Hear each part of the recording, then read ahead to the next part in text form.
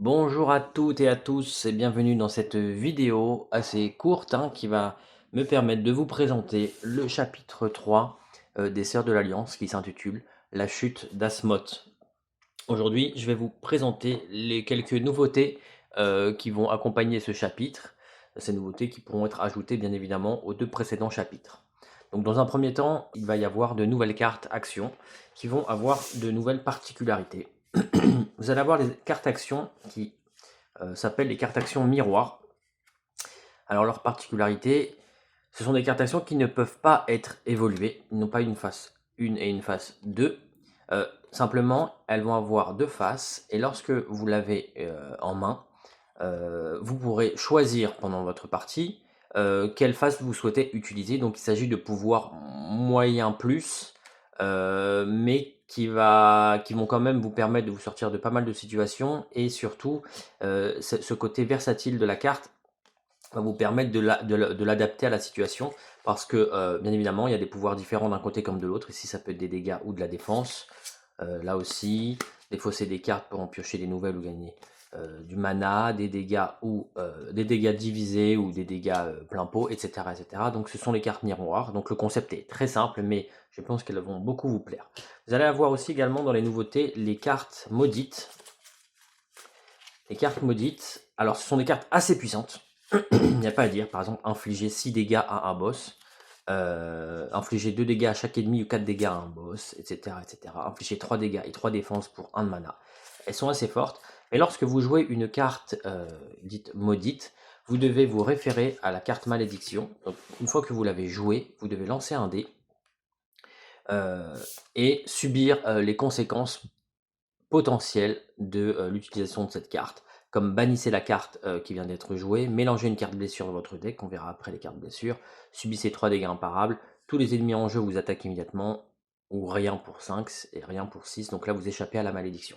Alors, mais ne vous inquiétez pas, elles ne sont pas si difficiles à jouer, puisque une carte maudite qui évolue, alors comme les effets sont assez puissants de base, donc il y a le même effet de l'autre côté, mais quand une carte maudite est au niveau 2, vous avez le droit, si le résultat du dé de la malédiction ne vous plaît pas, de le relancer une fois. Donc lorsque vous faites évoluer une carte maudite, vous pourrez lancer jusqu'à 2 fois le dé de la malédiction. Bien évidemment, vous devrez prendre le deuxième résultat et vous ne pouvez pas revenir au premier résultat si vous choisissez de relancer le dé. Donc vous avez les cartes maudites et vous avez des cartes activation ou des cartes plus classiques avec des nouveaux effets. Alors vous allez même avoir deux cartes très particulières parce qu'elles n'ont qu'une activation. Donc si vous les ajoutez dans votre deck, dites-vous que vous pourrez les utiliser qu'une seule fois, mais elles sont très puissantes. Donc vous pourrez les défausser pour gagner un point de mana en début de combat, en début de round, ou bien vraiment vous dire si je l'utilise pas maintenant, je me mets vraiment dans l'embarras pour la suite de la partie, donc je la dépense maintenant. Après, vous pouvez aussi la garder jusqu'au boss, lorsque vous affrontez des boss assez difficiles. Ensuite, vous allez avoir les nouvelles cartes actions avancées. Alors là, la nouveauté, c'est que vous aurez plus deux decks de cartes actions avancées. Maintenant, vous en allez avoir beaucoup des cartes actions avancées. Ce qui fait que vous allez devoir former 3 decks de 7 cartes. Donc vous aurez le choix à chaque fois avec 3 cartes actions avancées lorsque vous voulez en acheter une nouvelle.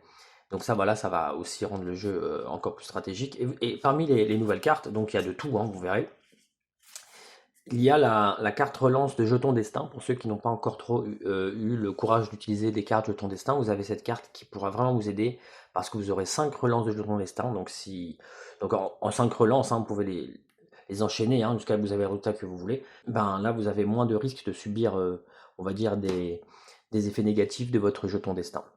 Ensuite, vous allez avoir de nouveaux ennemis qui vont venir avec de nouvelles salles, bien évidemment. Et ces nouveaux ennemis, il va y avoir des nouveaux mots-clés. Il y a le mot-clé imparable qui fait très mal. En fait, c'est très simple. Vous ne pouvez pas contrer les attaques de ce genre d'ennemis. Donc, il faut se concentrer sur eux et les abattre le plus rapidement possible. Il y a aussi les ennemis qui ont blessure. Blessure, ça fonctionne comme poison. C'est-à-dire que lorsqu'il vous touche et que vous êtes sans défense, l'ennemi vous oblige à prendre une carte blessure et à la mélanger dans votre deck action. Les cartes blessure donc, ne vont pas avoir les mêmes effets que les cartes poison, donc elles valent toutes 2 points de mana. Vous ne pouvez pas les défausser pour reprendre un point de mana en début de partie, donc si vous la piochez, elle reste dans votre main jusqu'à que vous la payiez.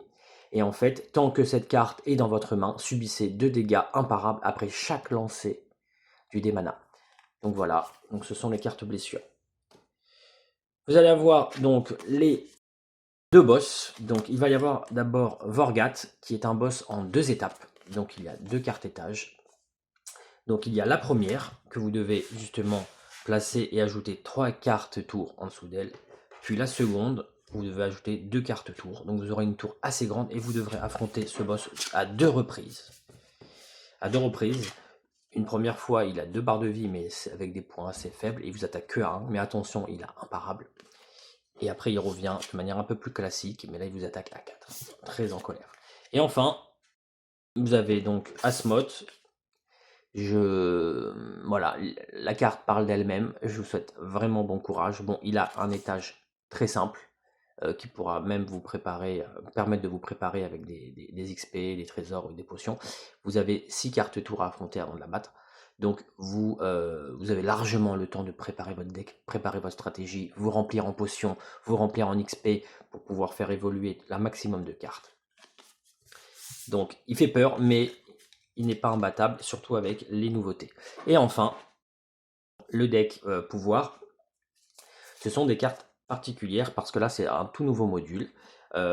Donc par exemple, j'ai pas de carte tour, mais on va prendre par exemple celle-là pour vous illustrer. Lorsque vous finissez une carte tour, alors sauf les étages de boss bien évidemment, mais lorsque vous finissez une carte tour, avant d'entamer la suivante, vous piochez les 2 premières cartes du deck pouvoir et il va y avoir au choix 2 pouvoirs.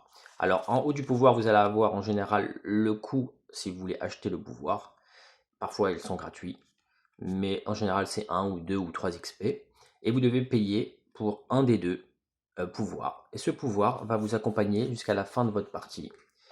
Et vous pourrez justement à chaque étage, à chaque tour, pardon, à chaque carte tour, acheter un des 2 pouvoirs que vous piochez. Et ces pouvoirs vont vous accompagner jusqu'à la fin de la partie, comme je le disais, et vous ne pourrez pas en avoir plus de 3. Si vous voulez en défausser un pour en acheter un différent plus tard, vous pouvez. Il va y avoir de tout, vraiment de tout, et vous verrez, ça va être très très intéressant justement de développer votre stratégie avec ces pouvoirs-là. Si vos points de santé tombent à 0, revenez en jeu avec 3 points de santé. Donc là, voilà, c'est une carte très bénéfique. Les cartes blessures coûtent 1 mana au lieu de 2. Votre limite de main est de 6 cartes au lieu de 5. Tous les squelettes, donc tous les ennemis qui ont une forme de squelette, là, ils sont présentés dans le livret de règles, perdent un niveau d'attaque. Alors ça c'est intéressant. Vos résultats de 1 sur le dé mana deviennent des 3. Vous pouvez posséder jusqu'à 4 potions. Très intéressant contre Asmoth. Lors des lancers de dés déplacement, vous pouvez considérer les 1 comme des 6, les 6 comme des 1, etc. etc. Après un lancer trésor, vous pouvez faire une relance. Vous pouvez dépenser 3 mana pendant un combat pour faire évoluer une carte action. Les potions restaurent 5 points de santé au lieu de 4, etc. etc., etc. On va finir avec ça qui est vraiment intéressante aussi. Pour votre stratégie, elle coûte un peu cher, 3 XP, mais si votre main est vide en début de combat, gagnez 6 mana au lieu de lancer des mana. Donc vous démarrez le combat, vous n'avez aucune carte, mais vous démarrez le combat avec 6 mana, de quoi justement remplir votre main. Donc c'était les cartes pouvoir. Donc c'est un nouveau module, vous n'êtes pas obligé de l'intégrer à vos parties, mais il est fortement conseillé. Surtout si vous jouez avec les 3 chapitres en même temps et que vous voulez affronter des boss assez difficiles. Donc ça coûte rien d'ajouter le module et vous pourrez après ne pas acheter de carte quand elle se présente à vous. C'est à votre guise. Voilà dans l'ensemble les nouveautés. Donc bien évidemment qui vont apporter encore de la rejouabilité, mais surtout qui vont vous permettre de, encore une fois, de créer votre propre deck avec plus de choix. Et là vous aurez vraiment de quoi faire. Et si vous n'arrivez toujours pas à battre les boss de la première boîte, n'hésitez pas avec le chapitre 3 à récupérer les nouvelles cartes actions et actions avancées sans ajouter le reste et pour essayer de battre tous les boss de la boîte de base avant de continuer avec les nouveaux ennemis et les nouvelles cartes donjon, tours, etc. Voilà, c'était une vidéo assez rapide. J'ai essayé de ne pas trop en dire pour vous laisser quand même de la surprise. Je vous souhaite une très bonne journée à toutes et à tous et à très vite pour une nouvelle vidéo. Merci.